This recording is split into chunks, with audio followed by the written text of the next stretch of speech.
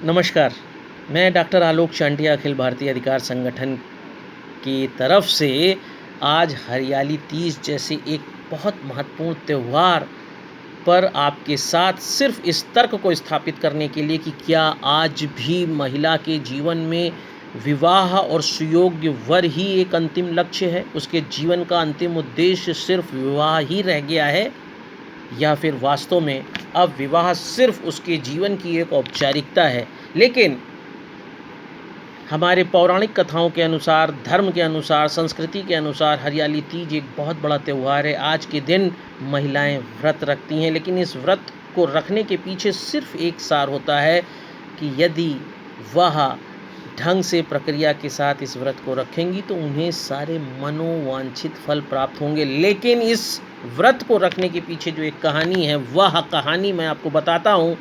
शंकर जी पार्वती जी को इस कहानी को सुनाते हैं। जब पार्वती जी अपने पहले जन्म के बाद सती हो गईं और दूसरा जन्म लिया, तो पार्वती जी को यह कहानी सुनाते हुए शंकर बताते हैं कि किस तरह से वह शिव को पाने के लिए व्याकुल थीं और उनके लिए लगातार प्रयास कर रही थीं। लेकिन इसी बीच में नारद जी द्वारा यह प्रस्ताव उनके पिता के सामने रखा जाता है कि विष्णु उनसे शादी करना चाहते हैं, और घर वालों को यह अच्छा लगता है कि नारायण उनसे शादी करना चाहते हैं। लेकिन पार्वती यह शादी नहीं करना चाहती थीं और वह अपने सहेली को बताती हैं।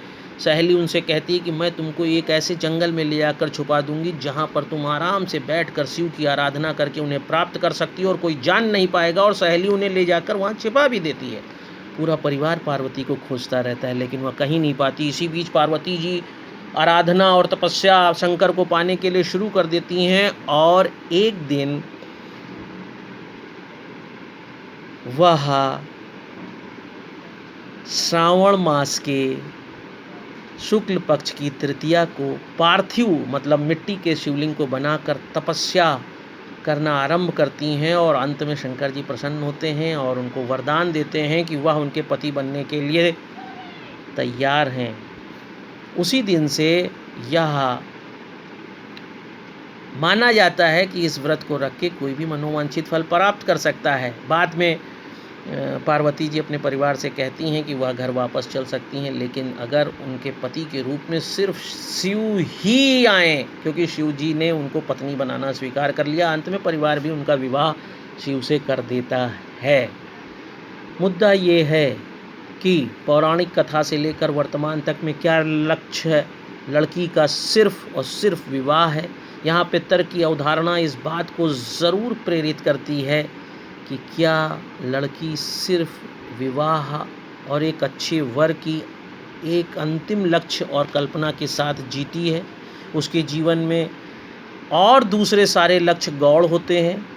यदि ऐसा है तो फिर यह हरियाली तीज वर्तमान में महिला सशक्तिकरण, महिला की शिक्षा, महिला के उत्थान में एक नकारात्मक पक्ष प्रस्तुत करती है, क्योंकि महिला ने आज पुरुष की बराबरी करते हुए हर क्षेत्र में अपनी शक्ति को स्थापित किया है। वह बात अलग है कि पार्वती जी स्वयं आदि स्वरूपा होते हुए, आदि शक्ति का स्वरूप होते हुए, उन्होंने शंकर जी के सामने कभी भी अपनी शक्ति का अनावश्यक प्रदर्शन नहीं किया और पति को परमेश्वर मान के वह सदा पति की अनुगामी रहीं।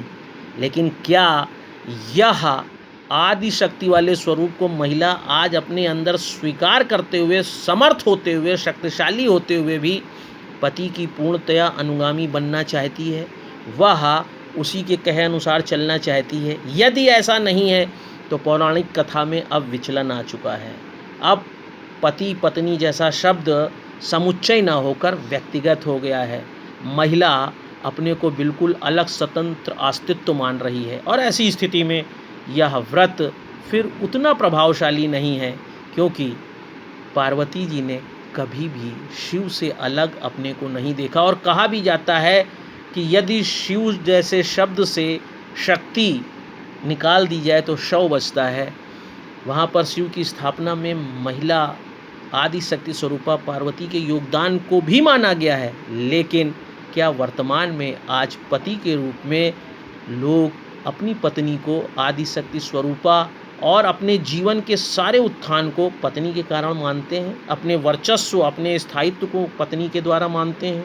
यदि ऐसा नहीं है तो वहाँ पर भी किसी भी पत्नी को वास्तविक अर्थ में शिव नहीं मिल पाए हैं। ऐसी स्थिति में यह व्रत आज सिर्फ औपचारिकता के रूप में मनाया जाने लगा है। हाँ, धर्म की स्थापना, संस्कृति की स्थापना में इसका विशेष महत्व है, लेकिन जहाँ पर विमर्श के आधार पर नारी की शक्ति और नारी के व्यक्तिवादी सोच के आधार पर इसका विश्लेषण किया जाता है, तो यह सिर्फ एक सांस्कृतिक अवशेष के रूप में स्थापित है, क्योंकि न तो आज शंकर के रूप में पति को पत्नियां स्वीकार कर पा रही हैं, ना ही पति आदि शक्ति स्वरूपा के रूप में पार्वती को स्वीकार कर पा रहे हैं। दोनों एक दूसरे से ही प्रतिस्पर्धा करने लगे हैं, एक दूसरे में ही अपने संपूर्ण अस्तित्व को दिखाने और समझाने में लगे हैं।